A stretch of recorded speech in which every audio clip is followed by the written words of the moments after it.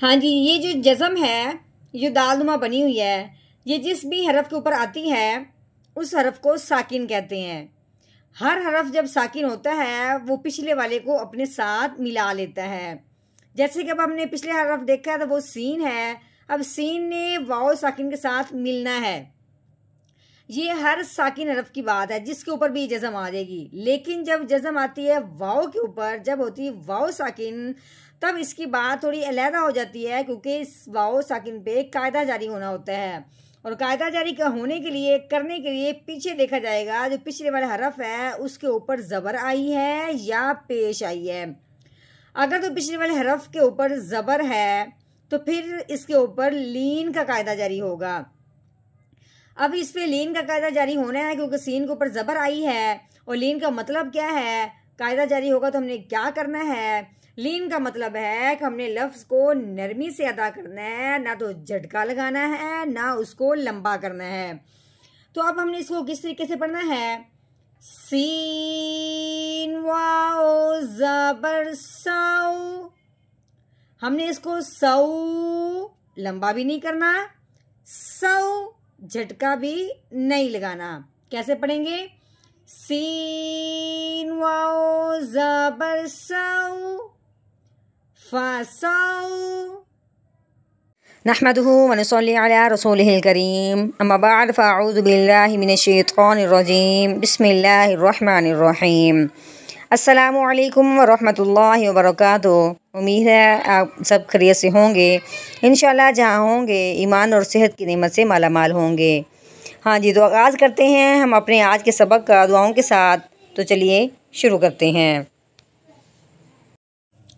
अल्लाहुम्मा सल्ली अला सय्यिदिना व मौलाना मुहम्मदिन व अला आलि सय्यिदिना व मौलाना मुहम्मदिन व बारिक व सल्लिम। रब्बि इश्रह ली सदरी व यस्सिर ली अमरी वहलुल उक़दतम मिन लिसानी यफ़क़हू क़ौली। Rabbi ज़िदना इल्मा, rabbi ज़िदना इल्मा, rabbi ज़िदना इल्मा। अऊज़ु बिल्लाहि मिनश्शैतानिर रजीम, बिस्मिल्लाहिर रहमानिर रहीम। हाँ जी, ये फ़ा है, फ़ा के ऊपर ज़बर लगी हुई है, ठीक है। फ़ा ज़बर फ़ा, सीन के ऊपर ज़बर लगी हुई है। आगे ये वाओ है, वाओ के ऊपर जज़म लगी हुई है, तो ये हो गया वाओ साकिन। साकिन हरफ जो भी हो वो पिछले वाले को अपने साथ मिलाता है, ठीक है। लेकिन जब वो वाओ साकिन, ये जज़म जब वाओ के ऊपर होती है तब उसकी पे एक कायदा जारी होता है। वो कायदा जारी करने के लिए पिछले वाले हरफ को देखा जाएगा कि पिछले वाले हरफ पे क्या है, ज़बर है या पेश है। तो अब हमने देखा है कि वाओ साकिन से पहले ज़बर आ गई है, तो जब वाओ साकिन से पहले ज़बर आ जाए तो उस वाओ पे लीन का कायदा जारी होता है, यानी कि पिछले वाले हरफ को उस वाओ साकिन के साथ मिलाते हुए नरमी से अदा करना है, ना उसको खींचना है ना उसको झटका देना है। तो कैसे पढ़ेंगे? सीन वाओ ज़बर साउ फ़ासाउ। हाँ जी, आगे ये फ़ा है, फ़ा के ऊपर ज़बर लगी हुई है। फ़ा ज़बर फ़ा फ़ासाउ फ़ा, ठीक हो गया। हाँ जी, आगे ये या है, या के ऊपर ज़बर लगी हुई है, ठीक है। आगे दाल, दाल के ऊपर जज़म लगी हुई है, तो ये दाल साकिन हो गया। अब साकिन हरफ ने पिछले वाले को अपने साथ मिलाना है। अब अपने या को दाल के साथ मिलाना है, लेकिन दाल जो है ये हरूफे कलकला में से है, ठीक है। हरूफे कलकला का मतलब होता है कि वो थोड़ा सा हिल जाए, हरकत करे, अपनी जगह से थोड़ी सी हरकत करे, यानी कि सुकून में ना रहे। जिस तरह के अब या को दाल के साथ मिलाएंगे और उसके साथ साथ क्या करेंगे? हिलाएंगे। या दाल ज़बर याद। अब हमने क्यों हिलाया कि दाल हरूफे कलकला में से है। हरूफे कलकला के ऊपर जब इस तरह की जज़म आ जाती है, हरूफे कलकला जब साकिन होता है तो उसको हिला के पढ़ते हैं। याद हिलाया है, याद इस तरह हमने सुकून नहीं किया, साकिन बिल्कुल भी नहीं रखा, उसको हिलाया है। हाँ जी, आगे ये आइन है, आइन के ऊपर पेश लगी हुई है, उसके आगे वाव है, वाव के ऊपर जज़म लगी हुई, तो वाव साकिन हो गया। अभी हमने क्या पढ़ा था कि जब वाव साकिन होता है तो उससे पीछे देखा जाता है कि ज़बर है या पेश है, फिर उस पे वाव पे कायदा जारी होता है पिछले वाले हरफ को देखते हुए। हाँ जी, पीछे जब देखा है, आइन के ऊपर पेश लगी हुई है, तो अब वाव पे मद का कायदा जारी होगा। पीछे हमने लीन का कायदा जारी किया था, अब मद का होगा, यानी कि वाव साकिन से पहले हरफ पे जब पेश आ जाती है तो पिछले वाला हरफ वाव साकिन के साथ मिलते हुए एक अलिफ के बराबर लंबा होगा। कैसे करेंगे? आइन वाव पेश उ यदउ। हाँ जी, आगे ये सा है, सा को नरमी से अदा करना है, सीटी वाली आवाज बिल्कुल नहीं निकालनी, इसके ऊपर पेश लगी हुई है, ठीक है।